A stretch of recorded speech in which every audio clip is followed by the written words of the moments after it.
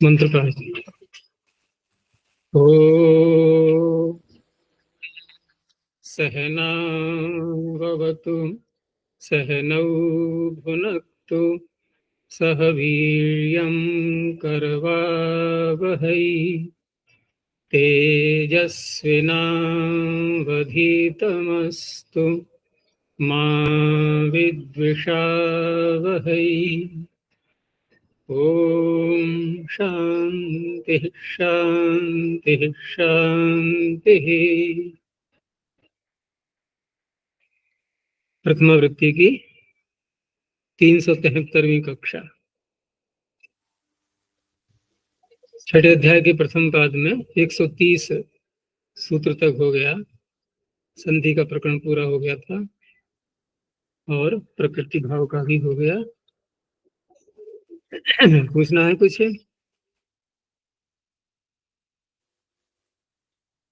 आगे ये सुट का प्रकरण चलेगा जब तक कि स्वर प्रकरण आएगा, वहां तक अनुदात्तम पदमेक वर्जम से पहले पहले तक। तो सूत्र है पहला, सुट कात पूर्व। ये अधिकार सूत्र है। सुट प्रथमैक वचनांतम, कात पंचमैक वचनांतम, पूर्व प्रथमैक वचनांतम। यद्यपि ऐसे भी शब्द आगे आएंगे जहां पर ककार से भिन्न वर्णों को भी सुटागम किया गया है, लेकिन जहां पर कोई नहीं कहा गया है कुछ अन्य शब्द के विषय में, वहां ककार से पूर्व होगा, वहां इसका अधिकार पहुंचेगा। सुट का तो जाएगा ही सर्वत्र, लेकिन कात का संबंध वहां जोड़ेंगे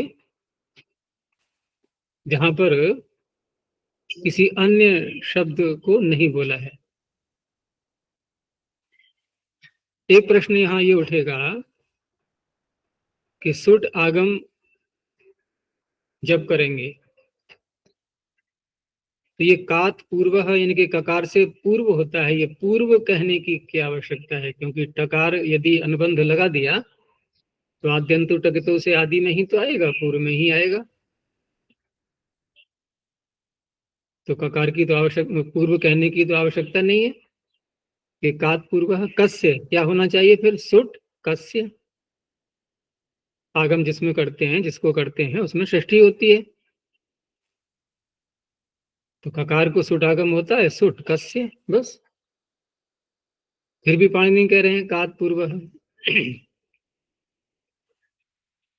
तो सिद्धांत तो यही होता है कि आगम जिसको किए जाते हैं वे उसके अंग माने जाते हैं,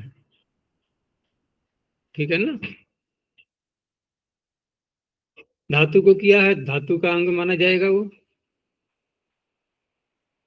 अब यहाँ कात पूर्व कह करके पाणिनि ये संकेत दे रहे हैं कि जहां सुडागम करेंगे हम ककार से पूर्व, वो ककार का अंग नहीं बनेगा, बस पूर्व में आकर के बैठ जाएगा।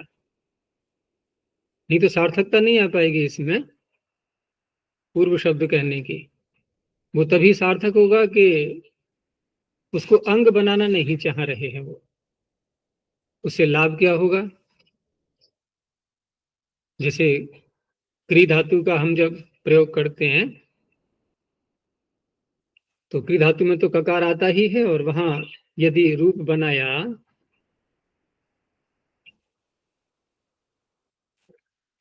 उसमें आशीर लिंग में या लिंग में, तो कृषि वहां और सम उपसर्ग लगा दिया, तो सम उपसर्ग लगा करके क्या बनेगा? सुट आगम भी हो जाएगा। तो संस्कृशिष्ट, संस्कृशिष्ट, ठीक है ना? कृषिष्ट, कृषि आस्तम, कृषिरन, ऐसे करके जब बोलेंगे ना, तो वहां सम उपसर्ग लगा करके और सुडागम भी हुआ। तो सुडागम होकर के सम, सुट का सकार, और कृषिष्ट, तो क्री धातु वैसे तो अनिट है, ये इडागम नहीं होता है इसको, लेकिन सुडागम करने के बाद यदि उसका अंग बना ले हम क्री धातु का ही अब सुट को, तो धातु संयोग आदि हो गई, संयोग आ गया उसमें, सकार और ककार दो हो गए। ऋकारांत है ही ये क्री, तो ऋतश्च संयोगादे है, ऋडागम की प्राप्ति होने लगेगी। ऋतश्च संयोगादे एक अलग से इट करने का सूत्र है, वहां उसी कॉलम में है जहां आठ धातु का सेट वाला देह दिया हुआ है। तो ऋतश्च संयोगादेह से ऋडागम की प्राप्ति होने लगेगी। अब जब उसका अंग नहीं बनाया गया तो संयोग आदि नहीं मानी जाएगी। ये लाभ है बस, और कोई नहीं है। तो इस तरह से ये सूत्र अर्थ बन जाएगा कि अधिकारोयम पारस्कर प्रभृति नीच संज्ञायाम इति यावत ककारात् पूर्वः सुडागमो भवति। उदाहरण आगे आ ही रहे हैं, जैसे यहां दिया है इन्होंने, संस्कर्ता संस्कर्तुम संस्कर्तव्यम त्रिच तुमुन और तव्यत। तो सर्वत्र यहाँ पर सुडागम तो ककार से पूर्व हुआ है और सम उपसर्ग लगाया गया है, लेकिन सम उपसर्ग लगाने के बाद सम के मकार को भी एक वार्तिक आता है, यद्यपि वही दिया हुआ है ये वार्तिक जहां पर कि सुट उसका मकार को रू करने का जहां पर प्रसंग है, मत वसोरु संबुद्धो छंदसी, तो वहां पर सम पुम का नाम सत्वम, सम और पुम ये जो दो शब्द हैं, तो इनके मकार के स्थान पर सकार किया गया है। लेकिन उसी प्रकरण में फिर ये भी लिखा है कि जहां भी आप मकार के स्थान पर यहाँ कुछ करेंगे तो अनुनासिक और अनुस्वार जो होते हैं ना, अत्र अनुनासिकात् पर अनुस्वार, अनुनासिक नहीं है तो अनुस्वार होगा, तो वहां पर स के स में जो अकार है उसको अनुस्वार हो जाएगा। लेकिन ये जो हमने मकार को सकार किया है, यानी कि संस्कर्ता में संस्कर्ता, तो सकार तो बाद में हो पाएगा, पहले तो हम रू करेंगे, रू का विसर्ग करेंगे, विसर्ग को सकार करेंगे। अब यहाँ जो सकार किया हुआ है ये, तो इसमें झरझरी सवर्ण क्या लग पाएगा सकार का लोप करने के लिए? विचार करके देखो। देखो झरझरी सवर्ण को 3 वर्ण चाहिए। कौन कौन से? एक तो प्रारंभ में हल चाहिए, फिर एक झर का लोप करना है और एक झर हो आगे। 2 झर चाहिए सवर्ण वो भी, क्योंकि झर में असवर्ण भी तो आ सकता है। तो 2 सवर्ण झर हो तो एक झर का लोप करेगा ये, लेकिन वह झर जिसका लोप करेगा वो हल से उत्तर हो। तो यहाँ जो सुट आगम किया था हमने, सम के मकार को सकार है वो मत देखो, अभी सुट आगम जो किया था हमने, तो ये तो अभी अकेला ही है, ठीक है ना, ये तो अभी अकेला ही है। लेकिन सम का जो मकार है जिसको हमने सकार किया है, एक ये सकार हो गया, अब 2 झर हो गए। सम के मकार को जो सकार किया, एक ये झर हो गया, एक सुट का सकार वो झर हो गया। लेकिन हल से उत्तर कहाँ है? ये तो अनुस्वार से उत्तर है। लेकिन अनुस्वार या अनुस्वार क्या कहा जाए, बल्कि सारे ही अयोगवाह, अयोगवाहों में गिनती आती है अनुस्वार की। इन सारे अयोगवाहों को यदि आवश्यकता पड़ती है तो हम हल प्रत्याहार के अंतर्गत भी ले लेते हैं और अच के अंतर्गत भी ले लेते हैं, दोनों प्रकार से ग्रहण होता है। तो यहाँ जो अयवरट सूत्र पर महाभाष्य में दिया हुआ है कि अयोगवाहा नाम अटसु प्रयोजनम, यानी अयोगवाहों का अट प्रत्याहार में ग्रहण कर दिया गया। तो अट प्रत्याहार में आने के कारण से अट में अच भी है कुछ और हल भी है, यानी कि व्यंजन भी है, अयवरट तक आ जाएंगे। तो इस तरह से ये उनके अंतर्गत आ जाने के कारण से हल से उत्तर झर मिल गया और एक झर का इसने झर पर रहते लोप कर दिया। तो एक सकार हमें उच्चारण में दिखाई दे रहा है, संस्कर्ता।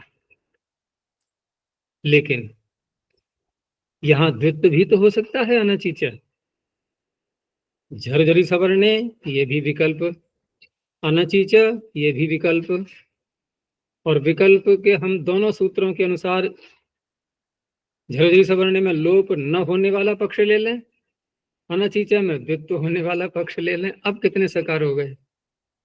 एक सुट का सकार, एक सम के मकार का सकार, एक अनचीचा से द्वित्व कर लिया, एक उसका सकार, 3 हो गए ना। तो अब यहाँ पर 3 सकार, 2 सकार, 1 सकार, तीनों का प्रयोग शुद्ध है, तीनों का ही प्रयोग शुद्ध है, तीनों बन जाएंगे इसमें। तो सम के साथ में जब क्री का प्रयोग करते हैं तो ये बात सर्वत्र लागू हो जाएगी इसी तरह से। अब व्यवहार में क्योंकि बोलने में नहीं आता है तो लिखने में भी लोग एक ही सकार लिख देते हैं। संस्कृत में कितने लिखेंगे? एक ही तो लिखेंगे।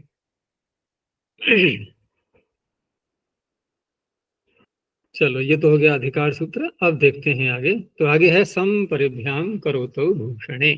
आचार्य जी, ये तीन तीन सकार ऐसे जब द्वित्व होना ये सब विकल्प के इनके जो पक्ष में, वो कहाँ लाभ होता है इनका?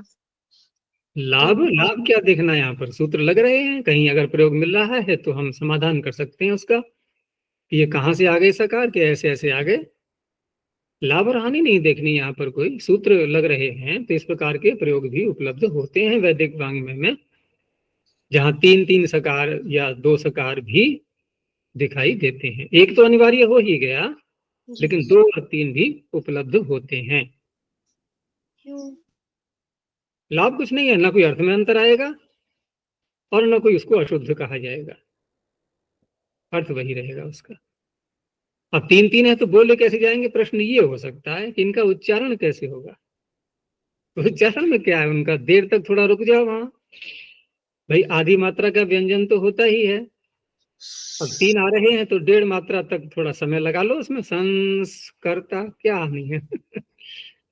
कोई कहेगा इतना लंबा क्यों बोल रहे हो? कि मैं 3 सकार बोल रहा हूँ इसलिए लंबा हो गया है।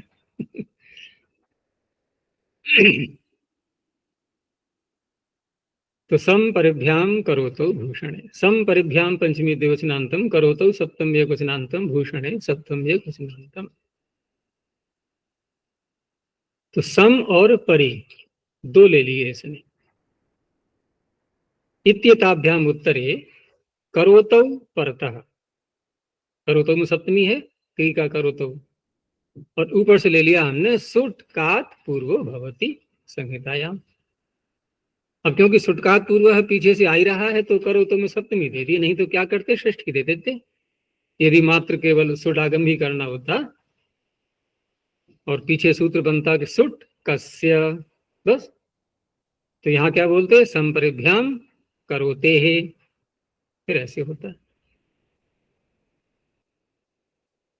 अब यहाँ पर क्री से यानी ककार से पूर्व सुडागम कर देगा ये। भूषण अर्थ लिया गया है तो भूषण अर्थ का अच्छा ही अर्थ होता है, जैसी भी वस्तु है उसको एक उत्कृष्ट रूप में सामने ला देना, उसको संपन्न कर देना, यही भूषण का तात्पर्य है। इसीलिए हम भाषा में भी संस्कृत को संस्कृत बोलते हैं, क्योंकि ईश्वर के द्वारा बनाई हुई है तो शुद्ध तो होनी ही है, भूषित है हमारे लिए, तो ये सर्वोत्तम भाषा है, इसलिए वो संस्कृत है। भोजन बनाते हैं तो वहां पर भी जो भोजन को स्वादिष्ट पौष्टिक बनाया जाता है तो क्या कर लिया हमने? भोजन का संस्कार।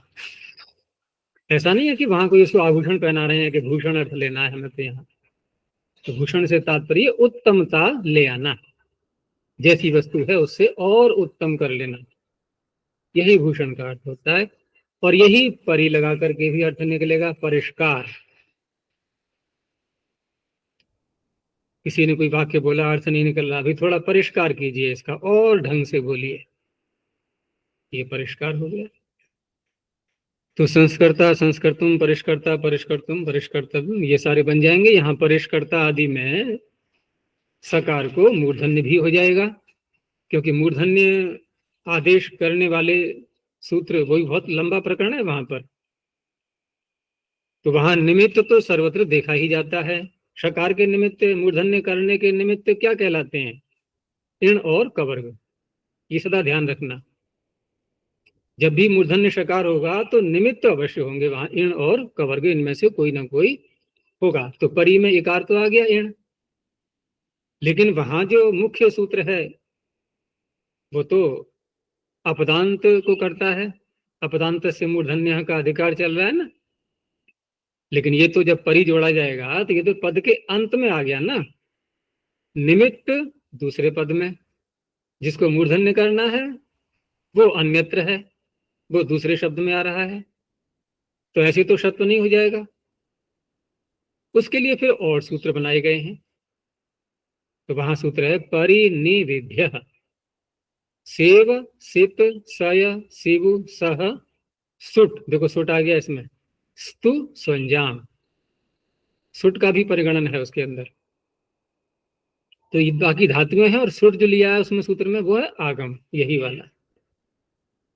कि परि, नी और वी, इन तीन में जो निमित्त आ रहा है, कौन सा निमित्त है इन तीनों में? इण ही है, इकार है सर्वत्र। परि, नी, वी, इनसे उत्तर जो है से, वसित, स, ये सारी धातुएं हैं सारी ये, और सुट आगम, इसको मूर्धन्य हो जाता है। तो परिष्कर्ता, परिष्कृतम, ये बन जाएंगे।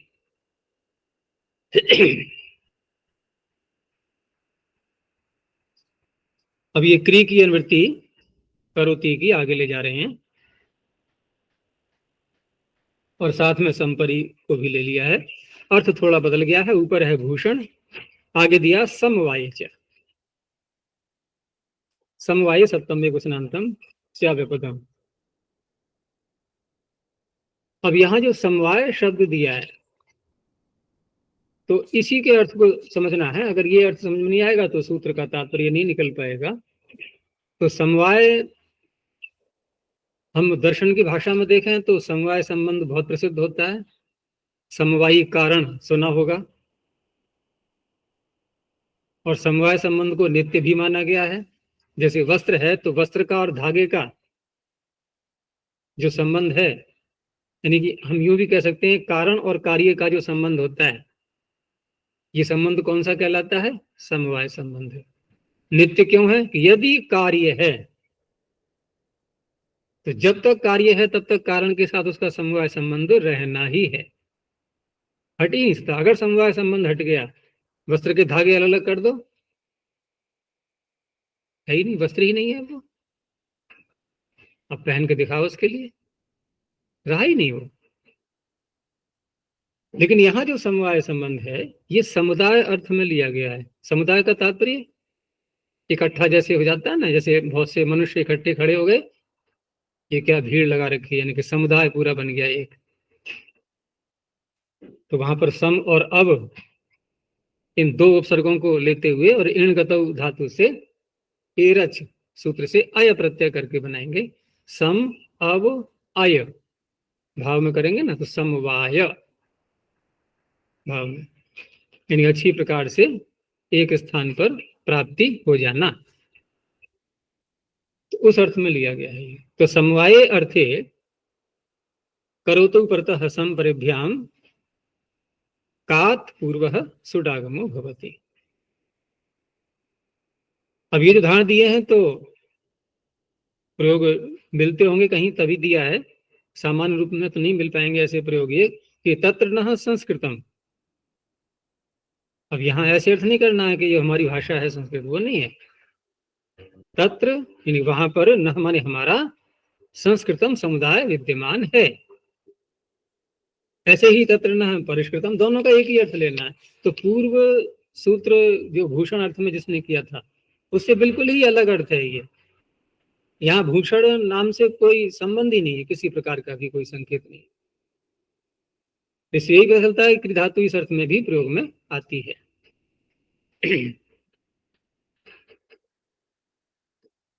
आगे अब यहाँ पर अगले सूत्र में उपसर्ग परिवर्तित हो गया है, बाकी धातु तो वही आ रही है और अर्थ अलग अलग लिए गए हैं। तो कितने सारे अर्थ बन जाते हैं ये क्री के भिन्न भिन्न उपसर्गों को लगा करके। तो आगे है उपात प्रत्यत्न वैकृत वाक्याध्याहारेषु। उपात पंचम एकवचनांतम, प्रत्यत्न वैकृत वाक्याध्याहारेषु सप्तमी बहुवचनांतम। कुछ शब्द इसमें पीछे भी आ चुके हैं प्रथम अध्याय में भी, जैसे प्रत्यत्न शब्द है तो प्रत्यत्न में वहां पर गुणांतराधान जो होता है, किसी वस्तु के गुणों में परिवर्तन करना, वो प्रत्यत्न शब्द से कहा गया है। वैकृत में तो वही स्वार्थ में ही अण प्रत्यय है, विकृति शब्द से, तो विकृत शब्द से, तो जो विकृत है वही वैकृत है, यानी बिगाड़ लेना, बिगड़ जाना। और वाक्याध्यार किसी बात को स्पष्ट करने के लिए अन्य किसी वाक्य का जो हम अतिरिक्त रूप में प्रयोग करने में लाते हैं उसे कहते हैं वाक्याध्याहार, वाक्य का अध्याहार। तो प्रत्यत्न वैकृत वाक्याध्याहार इत्येतेष्वर्थेषु करोतु परतः उपात उत्तरः कात् पूर्वः सुडागमो भवति। तो जैसे प्रत्यत्न में ये उदाहरण पीछे भी प्रथम अध्याय में भी आया है, द्वितीय अध्याय में भी आया है। क्यों आया है दो दो बार पीछे भी? क्योंकि एक स्थल पर हमने षष्ठी विभक्ति की, क्रिया प्रत्यत्ने, ध्यान आ रहा है, वहां षष्ठी विभक्ति का प्रयोग किया गया था जिसमें परिवर्तन होता है उसमें। जैसे उदक शब्द में षष्ठी यहां पर उसी से की जाएगी। और दूसरा सूत्र जो आया था वो क्री धातु से आत्मनिपद करने के लिए था। कौन सा था वो?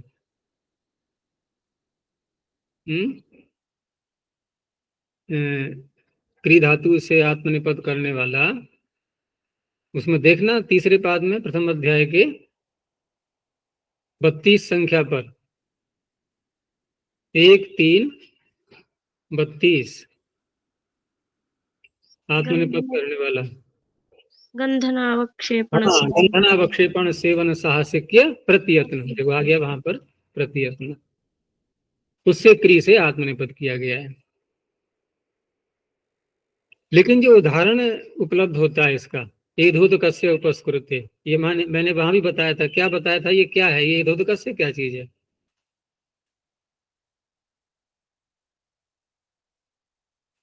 ध्यान आ रहा है कुछ? देखो यहाँ जो मिला के लिख देते हैं ना एधोदकस्य, इससे भ्रांति होने लगती है। इसको थोड़ा अलग कर दो, एधो दकस्य, क्योंकि शब्द है एधस। अब एधस का अर्थ है ईंधन, तो ऐसा लगता है कि इसे एध और उदक का संधि संधि कर दी गई है, ऐसा लगता है इकट्ठा बोलने में। लेकिन ऐसा नहीं है, एधा अलग हो गया, पुल्लिंग का है, प्रथमा का एक वचन, नहीं पुल्लिंग नपुंसकलिंग एधस, तो प्रथमा में एधा ही तो बनेगा, तो एधा का तो बन गया एधो, हशीचा लगा करके। लेकिन आगे तो उदक का तो ऊ तो उड़ गया, है ही नहीं है। तो ये दक शब्द एक अलग से है और जल का ही वाचक है ये। कोश में देखना, दक शब्द एक अतिरिक्त उपलब्ध होता है ये। तो काशिका में जहां दिया है वहां उन्होंने एधो अलग किया है, दकस से अलग लिखा हुआ है, उसमें रेखा जोड़ी नहीं गई है। लेकिन पता नहीं क्यों ये प्रथमा वृत्ति में ये भूल, वहां भी ऐसे ही लिखा था, प्रथम अध्याय में बताया था मैंने, और फिर वही बात, फिर वही गलती यहाँ दोहराई जा रही है।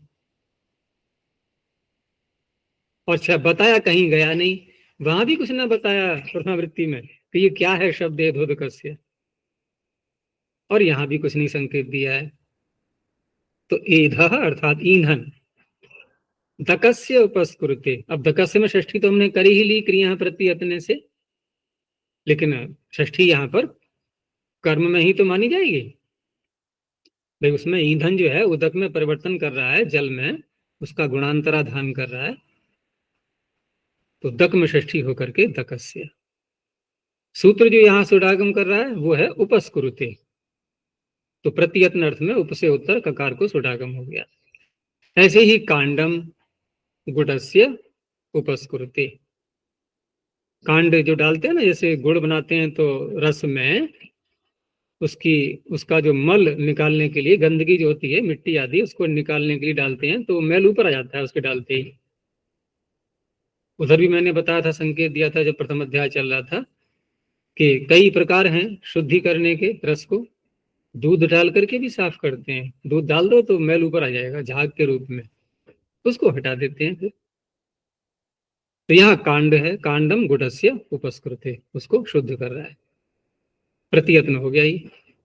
वैकृत में क्या है कि उपस्कृतम भुंगते, ये क्रिया का विशेषण है। यहाँ उपस्कृतम भाव में निष्ठा प्रत्यय करेंगे तो उपस्कृतम भुंगते का अर्थ है कि खा तो रहा है लेकिन विकृत रूप से खा रहा है, सब बिगाड़ करके। दोनों का एक ही अर्थ माना जाएगा। ऐसे ही उपस्कृतम गच्छति, विकृत रूप से गमन कर रहा है, ठीक तरह से नहीं चल रहा है। वाक्याध्याहर में उपस्कृतम जलपति, अब इसका सीधा सा अर्थ यही लेना है कि बात जो बोल रहा है वो अपनी, तो मान लो किसी अन्य ने कुछ कहा और वो बता रहा है दूसरे के लिए, स्पष्टता नहीं आ पाई तो कुछ बातें अपनी ओर से जोड़ रहा है वो, उसको स्पष्ट करने के लिए।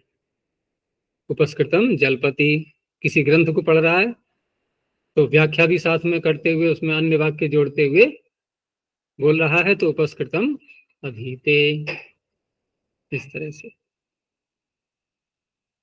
अच्छा जी, ये कांड भिंडी के पौधे को, हाँ, तो भिंडी में ये धर्म होता है, उसमें जो चिकनापन जो भी रहता है वो जब डालते हैं उसमें तो वो साफ करने लगता है, मैल को काट देता है उसमें से। और गुड़ बनाते ही ऐसे हैं क्योंकि जब गन्ने का रस निकालते हैं उसमें मशीन में डाल करके कोल्हू में, तो वहां पर गन्ने के ऊपर गंदगी तो रहती ही है भाई, खेत में से आया है, मिट्टी उट्टी लगी है सारी, वो सारी रस में ही तो आ जाएगी जब उसको गन्ने को जो है मशीन में डाल करके उसको पिचकाएंगे, तो सारी गंदगी ऊपर से, बल्कि जो अंदर से रस निकलता है ना, वो रस ऊपर से गन्ने को धोते हुए वो सारी गंदगी अपने में ले लेता है रस फिर। अब उस रस को गर्म करते समय गुड़ बनाया जा रहा है तो गंदगी तो सारी रहेगी, उसको हटाना पड़ता है फिर। असावधानी करेंगे तो सारा गंदा बनेगा गुड़ वो।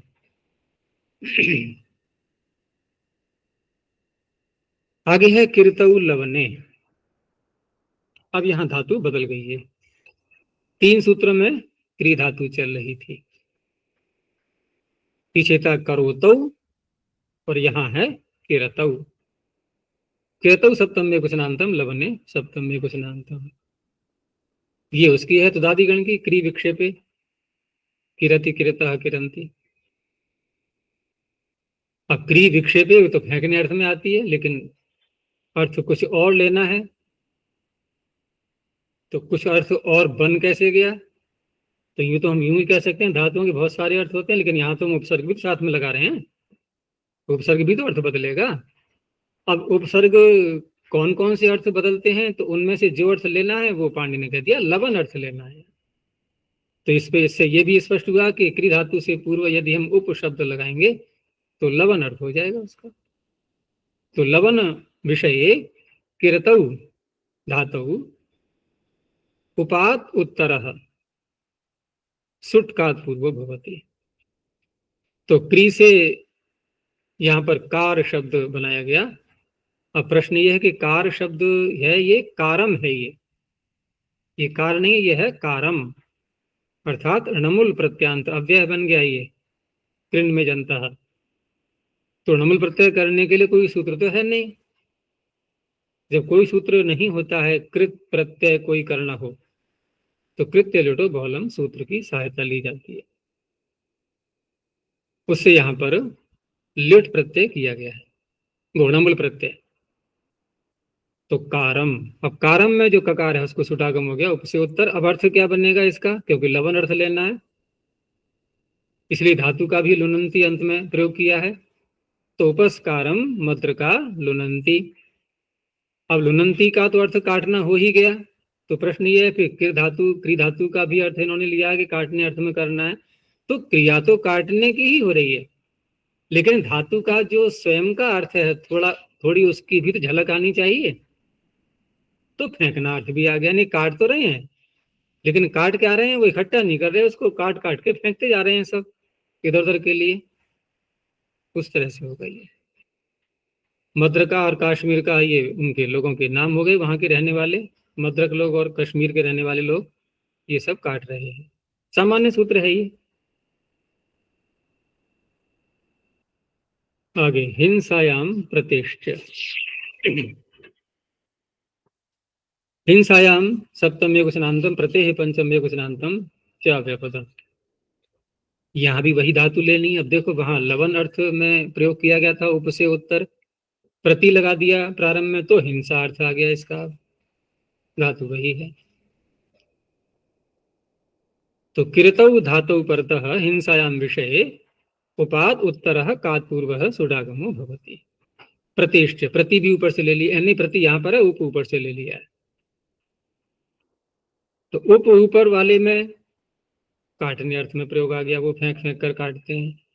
यहां जब प्रयोग किया गया तो हिंसा अर्थ आ गया। तो यहाँ उपस्कीर्णम, यहाँ क्री से निष्ठा प्रत्यय करके और अन्य कार्य जो होते हैं रीते धातु इत्यादि लगाएंगे। फिर रदाभ्याम निष्ठा तो न पूर्व से चदह, तो पूर्व में तकार नहीं है, लेकिन निष्ठा के तकार को नकार हो जाएगा, उसको फिर नकार कर लेंगे रसाभ्याम नोना से।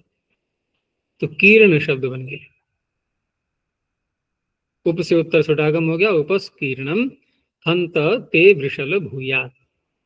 अब हिंसार्थ क्या निकल रहा है यहाँ पर कि कोई दुष्ट व्यक्ति है और उसको एक तरह से अंदर से निंदनीय भाषा में उसको कहा जा रहा है कि हे वृष्ट, हे वृषल, हे दुष्ट, ते उपस्कीर्णम भूयात, तेरी हिंसा हो जाए, अर्थात तेरा विनाश हो जाए, हानि हो जाए, यही हिंसा है उसकी।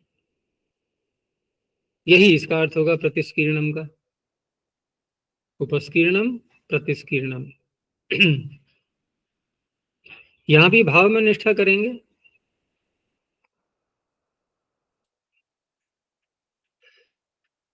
आगे अपात चतुष्पात छकुनिष्वालेखने। अपात पंचमी वचनांतम चतुष्पात छकुनिषु सप्तमी बहुवचनांतम आलेखने सप्तमी वचनांतम। चतुष्पात चार पैर वाले, चत्वारो चत्वारः पादाः यस्य, चार पैर हैं जिसके, वो चतुष्पाद हो गया। और शकुनी कहते हैं पक्षी के लिए। तो दो अर्थ लिए जाएंगे यहाँ पर, चतुष्पादश्च शकुनयश्च। ये चतुष्पादश्च होना चाहिए या चतुष्पादाश्च?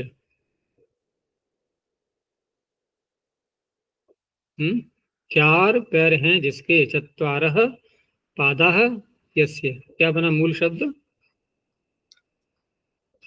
पाद, पाद नहीं पाद। क्यों? अकारांत है पाद शब्द, तो पीछे पढ़ नहीं लिया है समासांत में? पाद के द के आकार लोप हो जाता है। पादस्य लोपो अहस्त्यादिभ्य समासांत। समासांत कोई प्रत्यय नहीं है, समासांत में लोप करने वाले भी तो प्रकरण आए थे ना जी। वो भी समास के अंत में ही लोप हो गया, समासांत हो गया। तो इसलिए मूल शब्द बना चतुष्पात। अब इसके रूप से लाएंगे चतुष्पात, चतुष्पादौ, चतुष्पादः, ये बनेगा बहुवचन में। इसीलिए समास के विग्रह में चतुष्पादश्च शकुनयश्च। तो इसमें उपसर्ग दे दिया है इन्होंने अपात, अप उपसर्ग। अच्छा, इन पशु या पक्षियों को कहने के लिए ये सुडागम होगा, लेकिन साथ में अर्थ और दे दिया है एक आलेखन। अब आलेखन क्या होता है? तो लिख धातु का तो अर्थ हम लेते हैं लिखना, अक्षर विन्यास से। तो एक बार मैंने बताया था अक्षर विन्यास में क्या करते हैं, हम कलम चलाते हैं कागज के ऊपर। तो कलम क्या करती है? कलम में नोक होती है, नुकीली होती है। नुकीली होती है तो वो कागज में एक आकृति को उभारती है। जैसे हल चलता है तो वो भूमि में आकृति को उभारता है, जो अगला भाग नुकीला होता है हल का। ऐसे ही कुत्ता है कोई, उसके जो पैर होते हैं पंजे, उसमें नाखून होते हैं नुकीले, वो भूमि को कुरेदते हैं, जैसे हल चलाते हैं ऐसे। अब कोई बैल है तो वो अपने आगे के पैरों से, पीछे के तो नहीं चला पाएगा, आगे के पैरों से, देखा है ना, जैसे कोई बिझार है वैसा है, लड़ने को तैयार हो रहा है तो क्या करता है वो, मिट्टी को फेंकता है अगले पैरों से पीछे पीछे की तरफ को। और कुत्ता भी दो दो अवस्थाओं में मट्टी फेंकता है, या तो लघुशंका करने के बाद भी फेंकता है वो, है। मनुष्य तो नहीं करता है इन कामों के लिए, लेकिन पशु ज्यादा बुद्धिमान है मनुष्य से इस विषय में। ऐसी परमात्मा ने शिक्षा दी है, हम लोगों के लिए है। वो सो क्या पता मैं क्या कर रहा हूँ, उसे नहीं पता कि मैं लघुशंका कहाँ की है, मट्टी कहीं फेंकेगा वो ये भी नहीं पता। और दूसरा, जब गर्मी लगती है ना, तो ठंडक प्राप्त करने के लिए वो भूमि को खोदता है, तो अंदर से जो है ठंड ठंडी मिट्टी आती है, वहां बैठ जाएगा फिर गड्ढा करके। तो ऐसे कार्य को बोलते हैं आलेखन। आलेखन का अर्थ यहाँ पर कुरेदना। अच्छा जी, वो कृषि विलेखन है, उसमें विलेखन आया। वो कृषि अर्थ में आ गया ना, देखो आलेखन, वो भी आकर लगा दिया, विशेष रूप से है, एक प्रकार से एक क्रम से चलता है, कूड़े बनती हैं लाइन से, जो है वही विशेषता हो गई उसकी, और विशेष कार्य के लिए है, अन्न उत्पन्न करना है, विलेखन हो गया वो। ये अच्छा जी, असमानता, ये कहीं से भी जो है कुरेदना शुरू कर देंगे ये लोग, इसलिए आलेखन हो गया ये। अच्छा जी, सूत्र को पहले सूत्र पाठ करते समय अपाच्च तुष्पाच्छ कुनिश वाले करने ऐसे पढ़ा वाह था। भाई वाह, खूब ढंग से याद किया फिर तो मैंने नहीं किया ऐसे कभी भी, न किसी को सुना है ऐसे बोलते हुए। वो तो सुना है क्त्वा, नहीं क्त्वा तो सुन कर सुना, ये बहुत ध्यान आता है मुझे, बार बार ऐसे ही याद करते हैं लोग प्राय करके, क्त्वा तो सुनकर सुना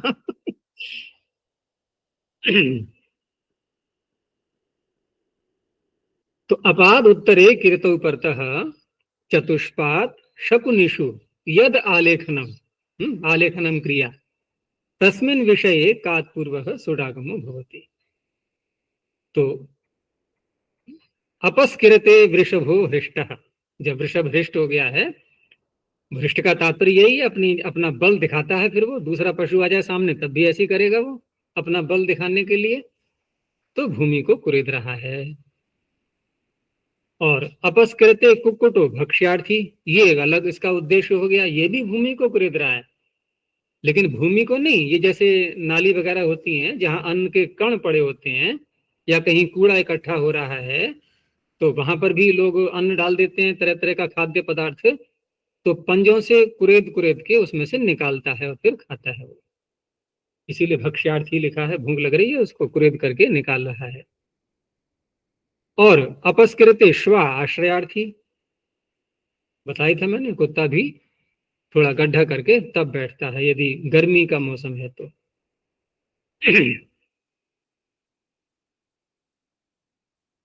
आगे कुस्तुम बुरुणी जाति, अब यहां से ये निपातन कुछ इन्होंने दिए हैं आगे के सूत्रों में, छुड़ागम करके बने बनाए शब्द पढ़े हुए हैं, इनको देखते हैं एक एक करके। तो अब देखो, अभी तक हम क्या कर रहे थे कि सुट कात पूर्व में जो कात पूर्व का अधिकार चल रहा था, ककार से पूर्व, ये तो प्रकरण हो गया लगभग पूरा, ककार से पूर्व वाला हो गया। अब जो सुडागम दिखाई देगा सकार, ये और वर्णों के लिए है, अब ये निपातन इसीलिए किए गए हैं। जैसे कुस्तुम बुरुणी में देखो ना, तकार से पूर्व आ रहा है अभी, तो कुस्तुम बुरुणी प्रथमा बहुवचनांतम जाति ही प्रथम वचनांतम।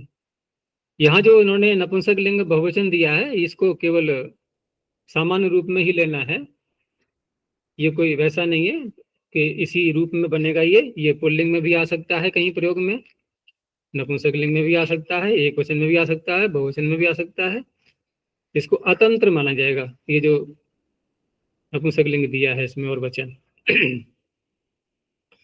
तो कुस्तुम बुरुणी अर्थात कुस्तुम बुरु मूल शब्द पकड़ सकते हैं, इति निपात्यते सुडागम, लेकिन जाति ही जातिश्चेत तद होती, जाति होनी चाहिए। ये जाति का तात्पर्य किसी पदार्थ का ऐसा नाम हो जो जातिवाचक के रूप में हो, तो एक कोई औषधि विशेष इन्होंने स्वीकार किया, ये कुस्तुम्बुरुर नाम औषधेर जाति विशेष। अब अच्छा, उस कोत्मीर है ना? है क्या, कोत्मीर, कोरिएंडर। हो सकता है, मैंने नहीं देखा है, पता नहीं मुझे क्या है ये। और उस औषधि पर, उसके जो वृक्ष है औषधि का, उस पर आने वाले जो फल हैं उनको भी कुस्तुम्बुरुणी बहुवचन में प्रयोग कर दिया गया है यहाँ। तत्फलानी अपि कुस्तुम्बुरुणी। आगे बता दिया इन्होंने कि नपुंसकलिंग दिया है सूत्र में, और बहुवचन ये अतंत्र है। अतंत्र का तात्पर्य होता है कि ऐसा ही बनेगा, इस रूप में नहीं लेना है कि जैसा दिया है सूत्र में यही प्रयोग में आए। तो एक वचन, बहुवचन या पुल्लिंग इत्यादि कुछ भी हो सकता है।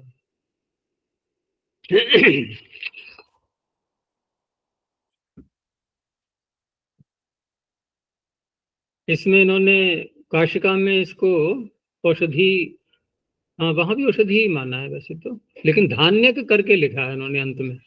अच्छा जी, वो हरा धनिया, उसके फल आते हैं ना, धनिया। अच्छा, तो जातिवाचक हो ही गया, क्योंकि वस्तु है ना, नाम है, द्रव्य है, जातिवाचक बन जाता है। जातिवाचक का अर्थ होता है कि उस जैसे बहुत हैं, इसी को जाति बोलते हैं। ईश्वर शब्द है जातिवाचक, नहीं और जीव, और आत्मा, जीवात्मा, है। ये तो बहुत सारे हैं। आगे देखो, अपरस्पराह क्रिया सातत्य, यहाँ पकार से पूर्व मिल रहा है सुट, अब भिन्न भिन्न वर्णों में दिखाई देगा, इसलिए कात पूर्व को भूल जाना। अब लाना है हमें केवल अनुवृत्ति सुट की, बस। वो कात पूर्व अटक गया पीछे।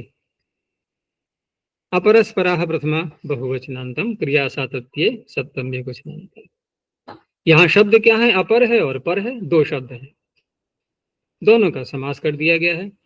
तो समास करके शब्द क्या बनेगा, शब्द बनेगा अपर पर, उसमें सुडागम किया गया है। तो क्रिया सातत्य अर्थे अपरस्पराः इति सुट निपात्यते, इसमें सुट का निपातन है। तो अपरेच परेच, इधर के भी लोग उधर के भी लोग, सब मिलकर के आपस में अपरस्पराः सार्थाः गच्छन्ति। सार्थ एक अलग प्रकार का शब्द है ये, और प्राचीन समय में ये जो व्यापारी वर्ग वैश्यों का, ये जब अपना व्यापार करने के लिए सामान लाना ले जाना इत्यादि कार्य करने के लिए देश देशांतर में जाते थे, तो एक समूह बना करके चलते थे ये, इकट्ठे होकर के। जैसे देखा होगा रात्रि में जब ट्रक चलते हैं ना, तो अकेला ट्रक नहीं जाएगा, उसको डर रहता है कहीं लूट न ले कोई हमें रास्ते में लुटेरे। तो कई ट्रक मिलकर के आपस में समूह बना करके चलते हैं, उसको कानवाई बोलते हैं। तो ऐसे ही ये व्यापारी वर्ग भी समूह बना करके चलते थे, तो वो जो समूह है उसे कहते थे सार्थ। ये वहां के लिए शब्द व्यवहार में आता था। उनका जो मुख्य व्यक्ति होता था, उनका नेता, उसे सार्थवाह शब्द से बोलते थे। तो वो जो सार्थ हैं वो कैसे चल रहे हैं, कैसे गमन कर रहे हैं, अपरस्पराः, निरंतर, जब तक गंतव्य तक नहीं पहुंच जाए, इस अर्थ में है ये क्रिया सातत्य। तो सुडागम यहाँ पर दिखाना है, बस केवल ये है। अच्छा जी, वो परस्पर शब्द है ना, परस्पर। हाँ, तो परस्पर है, तो वहां पर तो पर परेच परेच ऐसे ही बोलेंगे। तो वैसे तो सूत्रकार ने संकेत दे ही दिया है कि सुडागम इस प्रकार से हो जाता है, लेकिन इस प्रकरण में यदि किसी सूत्र में सुडागम नहीं भी दिखाई करने वाला कोई सूत्र उपलब्ध न हो रहा हो, तो एक अंत में ऐसा सूत्र दे देंगे पाणिनि जो सर्वत्र सहायता करेगा। कौन सा, पारस्कर प्रभृति नीचे संज्ञाया। यद्यपि संज्ञा कहा है वो, लेकिन संज्ञा कहने पर भी असंज्ञा में भी हो जाते हैं ये कार्य, एक संकेत होता है थोड़ा सा।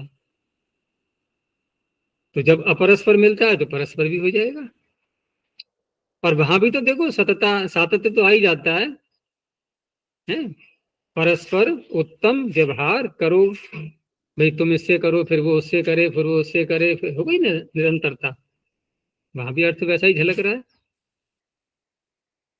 दूसरा, इस सूत्र में जो सातत्य शब्द है ये सतत से ही बनेगा। तो ये सतत क्या चीज है?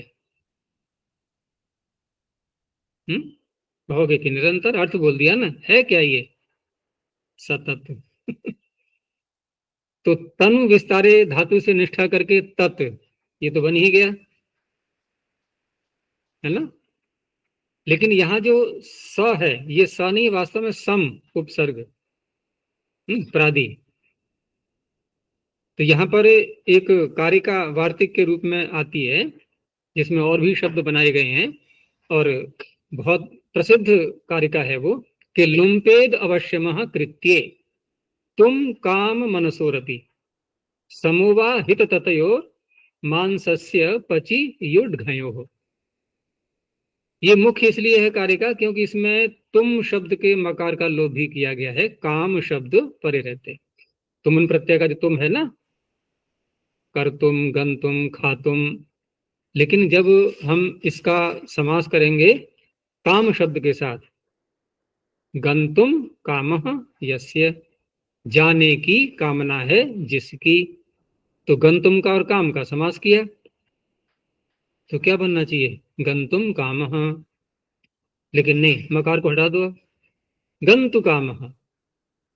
और बहुत प्रयोग मिलेगा ऐसा, तुमन प्रत्यय दिखाई दे रहा होगा लेकिन मकार नहीं दिखाई दे रहा होगा वहां पर, गंतु कामः। तो ये यही कारिका से होता है, वार्तिक के रूप में है ये कारिका। ऐसे ही मनस शब्द के पर रहते भी तुम के मकार का लोप हो जाता है, और इसी में दिया हुआ है सम शब्द के मकार का भी लोप हो जाता है, हित और तत् पर रहते। तो सहित बोलते हैं नहीं, ये सहित नहीं है, सम हित सहित। ऐसे ही सम तत् सतत, सतत से बन गया सातत्य। इस तरह से बनता है ये क्रिया सातत्य। चलो इसको समाप्त करेंगे अभी, इकट्ठा करते हैं थोड़ी। आगे सब निपातन है ये, गोष्पदम सेविता सेवित प्रमाणेषु, गोष्पदम प्रथम वचनांतम, सेविता सेवित प्रमाणेषु सप्तमी बहुवचनांतम। इसमें दोनों बातें ले ली हैं, सेवित भी और असेवित भी, और प्रमाण अर्थ अलग है। तो सेवित असेवित प्रमाण इत्येतेषु अर्थेषु गोष्पदम इति सुट निपात्यते षत्वम च, मूर्धन्य भी कर दिया गया है साथ में, और षत्व जो सुडागम भी कर दिया गया है। तो गोपद, गोह पदम, तो गो का और पद का समास करके गोपद बना, लेकिन गोपद में सकार और जोड़ दिया गया और उसको मूर्धन्य कर दिया गया, लेकिन अर्थ बता दिए कि या तो आप प्रयोग इसका वहां करेंगे जो सेवित स्थान हो गायों के द्वारा, जहां गाय रही हैं, अथवा जहां बिल्कुल रही ही नहीं है या है ही नहीं, अभाव है जहां गायों का, असेवित है, या फिर कोई प्रमाण बताना है नाप उसका। तो वर्षा जब होती है तो वहां पर बताते हैं ना कि कितनी वर्षा हुई, कितनी हुई, जो गाय के पैर रखने से जो स्थान गड्ढा सा हल्का सा होता है उतना ही पानी भरा है, यानी कम वर्षा हुई। तो पहले सेवित का उदाहरण दिया, गावः पद्यन्ते यस्मिन् देशे, गायें जहां पर गति करती हैं, गमन करती हैं, प्राप्त होती हैं, पद धातु आती गति अर्थ में, स गोभिः सेवितः देशः गोष्पदो देशः। ऐसे ही फिर असेवित में भी, अगोष्पदानी अरण्यानि, ये अरण्य ऐसे हैं जहां गाय है ही नहीं, अभाव है, बिल्कुल सूना पड़ा हुआ है जंगल। प्रमाण अर्थ में गोष्पद मात्रम क्षेत्रम, ये भूमि के लिए कहा गया थोड़ा सा स्थान, बस कितनी भूमि, कितना हिस्सा कि जहां केवल गाय का पैर मात्र आ पाए। और वर्षा के विषय में भी दे दिया, गोष्पद पूरम वृष्टो देवः, यहाँ पर त्रि धातु से णमुल प्रत्यय वहां पीछे आया था ना उदाहरण, चर्म चर्मोदर्यो पूरे के आगे वर्ष प्रमाण ऊलो पश्चात सान्निध्यस्याम, क्योंकि प्री में ऊ भी था, रपर किया था जब उसको, तो पूर, तो उसके उकार का भी लोप कर दिया, तो गोश पद प्रम या पूरम विकल्प करके, तो विकल्प के दूसरे पक्ष में ऊ यहाँ दिखाया है इन्होंने। चलो आगे देखते हैं, आस्पदम प्रतिष्ठायाम, आस्पदम प्रथमैकवचनान्तम प्रतिष्ठायाम सप्तमैकवचनान्तम। आस्पद शब्द एक विशेष अर्थ में यहाँ दिया हुआ है और उसका अर्थ वैसे तो कहा है इन्होंने प्रतिष्ठा से, लेकिन यहाँ प्रतिष्ठा का तात्पर्य एक भिन्न प्रकार से लेना है। ये ठीक है, उसका अर्थ भी उसमें कुछ आएगा, लेकिन यहाँ व्यक्ति अपना जीवन चलाने के लिए या किसी कोई वस्तु है उसको अपना अस्तित्व प्राप्त करने के लिए एक आधार चाहिए होता है। कोई मनुष्य भी है, मान लो अपना जीवन चलाना है तो कोई स्थान ऐसा चुनना पड़ता है ना जहाँ रह करके अपना पूरा कार्य अपनी आजीविका के लिए कर पाए, ढंग से मकान बना लिया, कहीं रहने लगे। ये सब क्या होता है? आस्पद, यानी कि जहाँ जीवन यात्रा ठीक प्रकार से चल सके ऐसी स्थिति को प्राप्त कर लेना, वो यहाँ पर है ये प्रतिष्ठा। तो उसी अर्थ को कहने के लिए आस्पद शब्द है। तो आस्पदम इति सुट निपात्यते प्रतिष्ठायाम अर्थ इन्होंने दिया भी है कि प्राण धारणाय। अब प्राण धारण की बात आएगी तो मनुष्य के लिए ही कहा जाएगा ये प्राय करके, लेकिन अन्य वस्तुओं में भी घट जाता है ये। जैसे हम बोलते हैं ना कि ये क्या आप बोल रहे हो, आपका जो वाक्य है ये बड़ा संदेहास्पद है। क्या हो गया? ये संदेहास्पद बोल दिया हमने, आस्पद। तो संदेह क्या वहां प्राण धारण कर रहा है? तो कहने का तात्पर्य जहां संदेह आश्रय पाए हुए है, ऐसा है ये आपका वाक्य। संदेह घुसा हुआ है इसमें, संदेह निकल रहा है यहां से, संदेहास्पद। तो कहने का तात्पर्य कहीं पर भी किसी वस्तु की सत्ता यदि दिखाई दे रही है हमें, तो जो आधार बनता है उसका वो है आस्पद। तो ध्यान ध्यान दिया है आस्पदम अनेन लब्धम। अब यहाँ तो हम यही अर्थ लेंगे कि इस मनुष्य ने, इस व्यक्ति ने अपना जीवन चलाने के लिए कोई आधारभूत स्थान प्राप्त कर लिया है जहां ठीक प्रकार से अपना जीवन चला सके। आश्चर्यम अनित्ये, आश्चर्यम प्रथमैकवचनान्तम अनित्ये सप्तमैकवचनान्तम। अनित्य अर्थे आश्चर्यम इति सुट निपात्यते। यहाँ देखो चकार से पूर्व है अब ये सुट। तो यहाँ चर धातु से, चर धातु से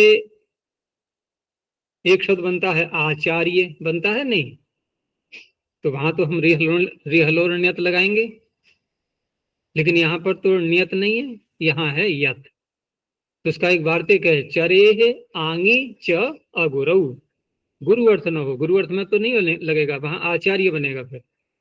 लेकिन अगुरु अर्थ में आंग उपसर्ग से उत्तर चर धातु को से यत प्रत्यय हो जाता है। तो आचार्य ये बना, सुडागम इसने कर दिया, लेकिन अर्थ क्या निकलेगा? अब अर्थ निकलेगा अनित्यता। कि आश्चर्यम यदि स भुंजीत, उसने खा लिया, ये तो बड़ा आश्चर्य है। अब आश्चर्य का तात्पर्य यहाँ किस रूप में लिया जाएगा ये तो प्रकरण के अनुसार पता लगेगा। मान लो कोई मांस नहीं खाता है, अचानक पता लगा उसने मांस खाया, अरे तो बहुत बड़ा आश्चर्य है, उसने मांस खा लिया। अथवा किसी ने अधिक खाना खा लिया, थोड़ा खाता है, कहीं भी किसी प्रकार से हो सकता है। लेकिन ये सब कहाँ घटाएंगे हम कि ये ऐसे नहीं है सामान्य व्यवहार में होने वाली बातें, ये अचानक हो जाना, यही इसकी अनित्यता है, नित्य न हो पाना। आश्चर्य यदि सह अधीत, कोई पढ़ता नहीं है, अचानक जो है खबर आई कि उसने बहुत अध्ययन किया, करे आश्चर्य यदि सो अधीत। एक छात्र पीछे आया था ना, वो एक सागर नाम से चल बैठ आता था कक्षा में कभी कभी। उसने कहा था मेरे पास प्रथमावृत्ति नहीं है, तो बात हुई थी भिजवा देंगे, उसके बाद तो दिखाई नहीं दिया वो। उसने सोचा अगर भिजवा दी इन्होंने तो मुझे रोज पढ़ना पड़ेगा फिर तो। तो बहुत तो होते हैं ऐसे, रुचि होती नहीं है या कोई अन्य बाधाएं आ जाती हैं बीच में। आगे है वर्चस्के अवस्कर, वर्चस्के सप्तमैकवचनान्तम अवस्कर प्रथमैकवचनान्तम। अवस्कर, अवस्कर शब्द इन्होंने बनाया है यहाँ पर, लेकिन अर्थ दिया है वर्चस्क। तो अवस्कर इति सुट निपात्यते वर्चस्के अभिधेय। अब हमें वर्चस्क का अर्थ समझना होगा पहले। तो वर्चस्क में अगर क हटा दें तो अर्थ क्या है? वर्चस। और हम मंत्र क्या बोलते हैं? वर्चोसी वर्चोमयी धेयी। परमात्मा से प्रार्थना करते हैं ना, तेजोसी तेजोमयी धेयी इत्यादि बोलते हैं। तो वर्चोसी वर्चोमयी धेयी, वो तेज अर्थ है वहां उसका, वर्चस का।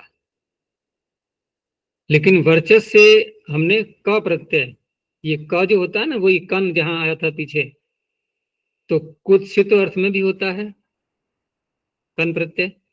तो कुत्सित अर्थ में है ये। अब तेज अर्थ का वो उस रूप में नहीं लेना है ये।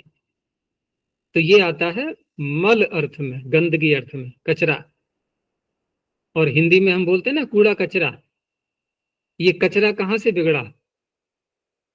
वर्चस क, देखो का आ गया इसमें, च भी आ गया, क च, और रेफ भी आ ही रहा है। तो क च रा, वकार हट गया है केवल, बाकी सब तिड़ी बिड़ी हो गए आगे पीछे वर्ण। तो वर्चस्व का बिगड़ गया कचरा। तो कचरे अर्थ में आएगा ये। अगर इसमें वर्चोसी वर्चो में थी, इसमें नहीं है मैम। है? तेजोसी वेगमसी बलमसी ओजोसी मन्युरसी सहोसी। चलो आशीर्वाद देते हैं तो वर्चस्विनी बोलते हैं नहीं, जैसे तेरा तेजस्विनी है तो वर्चस्विनी भूयात कह सकते हैं नहीं? वर्चस्वी भूयासम वो आता है। हाँ, तो वर्चस्व शब्द होता ही है अलग। तो वर्चोसी वर्चोमयी धेयी नहीं है उसमें। चलो कोई बात नहीं है, लेकिन तेज अर्थ में ये आता है। लेकिन निंदनीय अर्थ में लाने के लिए का प्रत्यय आगे जोड़ा गया है। तो इस तरह से अवस करो अन्न मलम। अभी अन्न का मल, अन्न की गंदगी आदि जो भी कुछ है उस अर्थ में इसको लेना। आगे और निपातन है, अपस करो रथांगम। सब निपातन के ही सूत्र हैं आगे।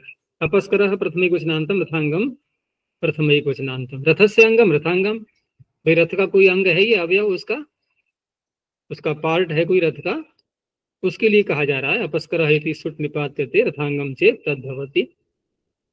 तो अपस्करो रथावयव, अब कौन सा अवयव है ये नहीं कह सकते, कौन से भाग को कहा जा रहा है।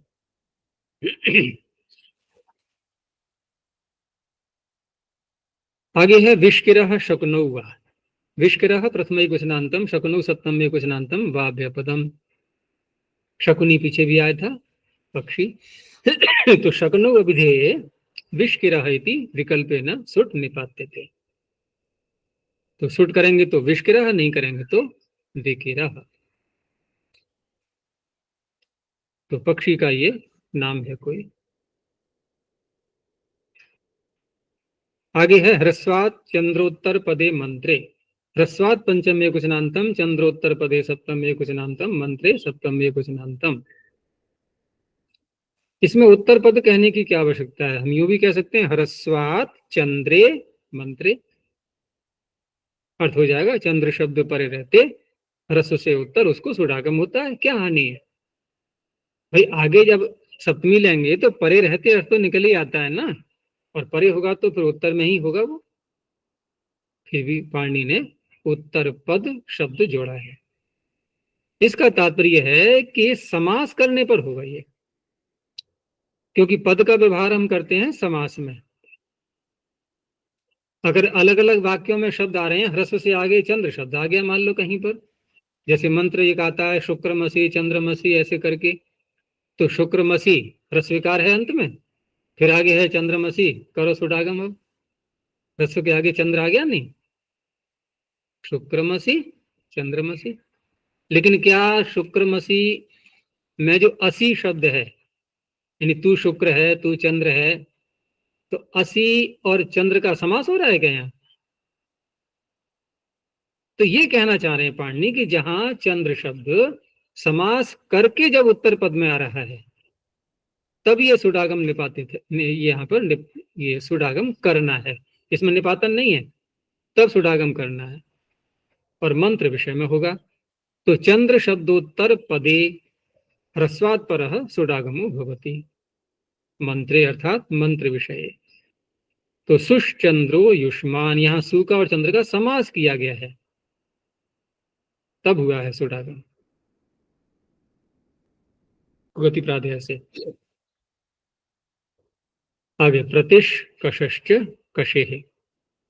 प्रतिश कशः प्रथमे क्वचनांतम च विपदम कशेः षष्ठे क्वचनांतम। कश गति शासनयोः धातु आती है दो अर्थों में, गति और शासन अर्थ में। तो प्रतिपूर्वस्य कश धातुः सुडागमो निपात्यते, तस्य च षत्वम, षत्व भी साथ में कर दिया है मूर्धन्य। तो प्रतिश कशः। अब यहाँ पर जो उदाहरण दिया है, ग्रामम अद्य प्रवेक्ष्यामि भव में त्वम प्रतिष्कशः। तो यहाँ प्रतिष्कशः वैसे तो गति अर्थ में आ रही धातु, लेकिन प्रति लगा करके कुछ अर्थ में थोड़ा सा अंतर आया, और वहां पर उसको एक सहायक के रूप में या अग्रगंता जैसे दिया है इन्होंने अर्थ, यहाँ पर सहायक कह लो या अग्रगंता कह लो, उस अर्थ में इसका प्रयोग हुआ है। तो यहाँ पर पचाद्यच प्रत्यय करके ही बनाएंगे फिर, कशति इति कशः करके, क्योंकि कर्ता अर्थ में किया है इन्होंने। तो यहाँ पर सुडागम और मूर्धन्य हो गया, यानी मैं आज ग्राम में प्रवेश करूंगा, तुम मेरे सहायता करने वाले बनना। भव में त्वम प्रतिष्कशः। अगले सूत्र में निपातन किया गया, दो शब्द लिए, प्रस्कण्व हरिश्चंद्रौ ऋषि, ऋषि को कहने के लिए। तो प्रस्कण्व हरिश्चंद्रौ प्रथमा द्विवचनांतम, ऋषि प्रथमा द्विवचनांतम। यहाँ कण्व का से पहले सुट है, हरिश्चंद्र में चकार से पहले सुट है। तो प्रस्कण्व हरिश्चंद्र इत्येतौ शब्दौ सुट निपात्यते, इनमें निपातन है। ऋषि चेद अविधेयौ भवतः, यदि दोनों ऋषि को कहने के लिए आ रहे हैं तो उस समय प्रयोग आते चलते थे उनके, अभी कहते ही हैं उनके लिए, नाम वही आता है उनका, हरिश्चंद्र शब्द प्रयोग में आता ही है। प्रस्कण्व भी रहे हैं पीछे ऋषि नामक, और अन्य वैसे हम किसी स्थान को इत्यादि को बोलेंगे तो फिर प्रकर्ण और हरिचंद्र फिर ऐसे आएंगे, लेकिन नाम तो फिर भी लोग रख लेते हैं अभी हरिश्चंद्र, तो उनको कौन रोक पाएगा। नाम तो कुछ भी रख लो, नाम तो परमात्मा का भी नाम लोग ओंकार सिंह रख लेते हैं, जो कि परमात्मा का निजी नाम है, वो उसकी निजी संपत्ति है ना ये फिर भी लोग प्रयोग करते हैं। तो प्रस्कण्व ऋषि ही, हरिश्चंद्र ऋषि ही, उदाहरण हो गए बस। दो शब्द आगे और दिए निपातन में, मस्कर मस्करणौ वेणु परिव्राजकयोः। मस्कर मस्करणौ प्रथमा द्विवचनांतम, वेणु परिव्राजकयोः सप्तमी द्विवचनांतम।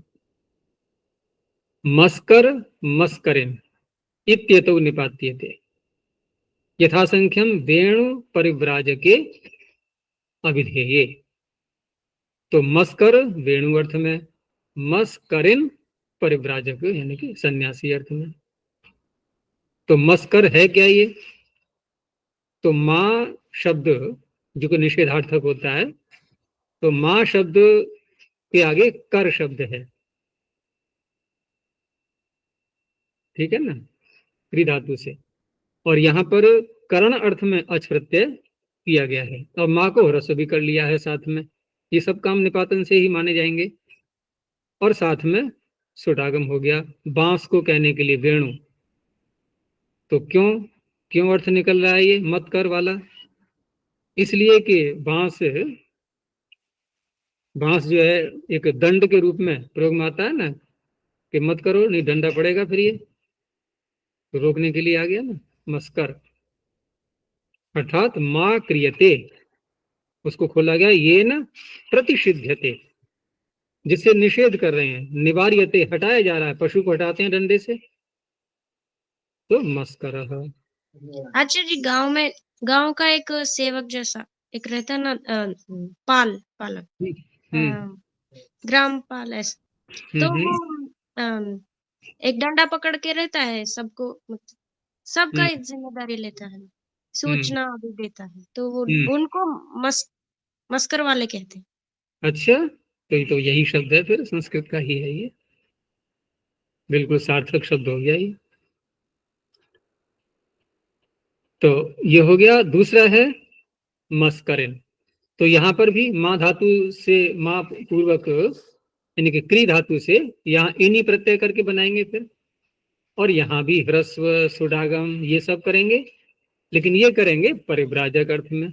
तो परिव्राजक भी क्या करता है, लोगों को बुराइयों से हटाता है, सबसे बड़ा मस्करी हमारे लिए परमात्मा है नहीं है?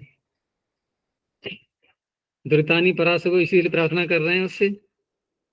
तो यहाँ पर भी यही है कि माँ कुरुत कर्माणी, वे ऐसे काम मत करो, उनको रोक रहा है अधर्म करने के लिए। और शांतिर्वह श्रेयसी, तुम्हारे लिए शांति जो है वो श्रेयसी है, कल्याण करने वाली है। इति स आहातः, ये क्या है? मस्करी परिव्राजक।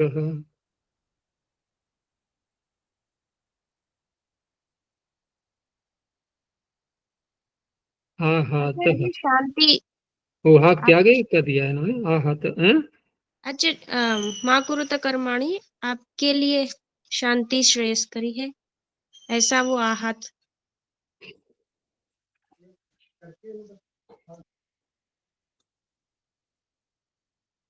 नहीं, आहत शब्द को देख रहा था मैं।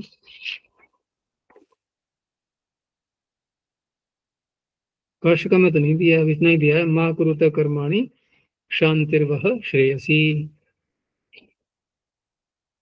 या तो आहत उहा त्याग इससे करेंगे, छुड़वाता है ऐसे करके, या कुछ। तो शब्द यहाँ पर परिव्राजक के लिए जो बना यह है मस्करिन। तो प्रथमा के एक क्वेश्चन में क्या बनेगा? मस्करी, मस्करी, मस्करणो, मस्करण। इस तरह से इसके रूप चलेंगे। चलो आगे, एक और शब्द दिया अंत है कि कास्ती राजस तुंदे नगरे। दो हैं इसमें। कास्ती राजस तुंदे प्रथमा द्विवचनांतम नगरे सप्तम एकवचनांतम, ये नगर वाचक शब्द पीछे रहे होंगे। वर्तमान में इनका अस्तित्व कहीं है भी या नहीं, या नाम परिवर्तित होकर क्या बन गए हैं, सब खोज के विषय हैं। तो कास्तीर अजस्तुंद इत्येतौ शब्दौ नगरे अवधेये सुट सहितौ निपात्येते। तो का तीर सुडागम कास्तीर, अजतुंद तो अजस्तुंद। अब ये कैसे नाम पड़े हैं उन नगरों के? कोई ना कोई ऐसी घटना पीछे जुड़ी रही होगी उसके आधार पर। तो इस तरह से ये नगरों के हो गए, ये कोई सामान्य सूत्र ही है। अंत में दिया है इन्होंने ये सूत्र, जो कि बचे कुचे सारे शब्दों को ले लेता है। तो पारस्कर प्रभृति नीचे संज्ञायाम, पारस्कर प्रभृति प्रथमा बहुवचनांतम च्याव्यपदम संज्ञायाम सप्तम एकवचनांतम। तो ये गण बन गया है पूरा, आकृति गण मान सकते हैं इसको। तो पारस्कर प्रभृति नीचे शब्द रूपाणी सुट सहितानी निपात्यन्ते संज्ञायाम विषये। तो संज्ञा में जैसे किसी देश का नाम है ये पारस्कर, पहला जो शब्द है ये, तो पार कर सुडागम होकर के पारस्कर आकृतिगण माना गया है इसको। तो बहुत से शब्द आ जाएंगे इसके अंदर। ऐसे ही किसी वृक्ष का नाम है कारस्कर, तो कार कर का कारस्कर। ऐसे ही रथस्पा शब्द ये नदी के लिए आता है, तो रथम पाती जो रथ की रक्षा करती है। तो रथ और पा सुडागम बीच में आकर के रथस्पा। तो इस तरह से दिए हैं शब्द। और प्राय करके जो आकृति गण वाले शब्द जो होते हैं, तो वहां पर उनकी गिनती भी नहीं कराई जाती है फिर गण पाठ के अंतर्गत, क्योंकि वहां जब उनका कोई सीमा ही नहीं है, कहाँ से कहाँ तक क्या लिया जाएगा, आकृति गण कह करके छोड़ देते हैं, थोड़े से शब्द ले लेते हैं बस उदाहरण के रूप में। फिर बहुत सारे वार्तिक भी इसमें ऐसे दे दिए गए हैं जहां पर सुडागम, जैसे बृहस्पति शब्द बोलते हैं, तो बृहस्पति में सकार कहाँ से आ गया? बल्कि सकार भी आ गया, बृहद का तकार भी चला गया। तो वहां पर एक वार्तिक दे दिया गया है कि तद बृहतो करपत्यो चोर देवतयो सुट तलोपश्च, यानी कि चोर और देवता अर्थ में। और दो शब्द बनाए कौन कौन से? तद और बृहत शब्द के तकार का तो लोप कर दो, तद के तकार दकार को कर दो, और चोर अर्थ में कर पर रहते तो तस्कर बोलते हैं नहीं, तो तस्कर नहीं है, वास्तव में क्या है ये तद शब्द है और क्री धातु से कर, इधर दकार को हटाया और सकार और आ गया तस्कर। ऐसे ही बृहत के तकार को हटा दो, पति शब्द पर रहते और सुडागम, तो बृहस्पति, ये देवता अर्थ में हो गया। तो ऐसे वार्तिक दिए हुए हैं इसमें। अच्छा जी, पारस्कर गृह्य सूत्र है ना? हाँ, तो वो वहां पर देखो ना, पारस्कर गृह्य सूत्र है। अब यहाँ देश जैसे अर्थ में लिया है इन्होंने, लेकिन वहां तो ऋषि का नाम है पारस्कर। हो सकता है वो पारस्कर देश के रहने वाले ही हों, इसलिए ही वो नाम रख गया हो उनका, कह नहीं सकते। तो इस तरह से यहाँ तक जो है ये प्रकरण सुट का भी पूरा हो चुका है। अब आगे स्वर प्रकरण झेलना होगा, लेकिन अच्छी प्रकार से समझना है इसको भी, झेलने वाली कोई बात नहीं है। और ये दूसरे पाद के अंत तक चलेगा ये, ठीक है ना, अलग अच्छा, ट्रैक। झेलना क्यों? झेलना इसलिए है कि बहुत से लोग रुचि लेते नहीं है इसमें, लेकिन लेना चाहिए। अगर वैदिक वाङ्मय को अच्छी प्रकार से पढ़ना है तो स्वर का बहुत महत्व है। उसके बारे में शायद नहीं पता उनको, इसीलिए हम्म। झेल रहे हैं। और मीमांसक जी ने एक पुस्तक लिखी भी है, वैदिक स्वर मीमांसा करके, अलग से, बहुत पढ़ महत्व। लिया मैंने फिर जी। अच्छा, चलो ठीक है, यहीं तक रखते हैं। प्रणव ध्वनि।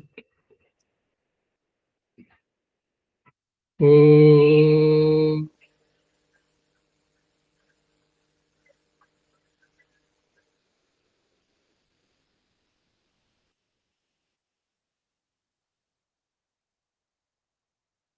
ओ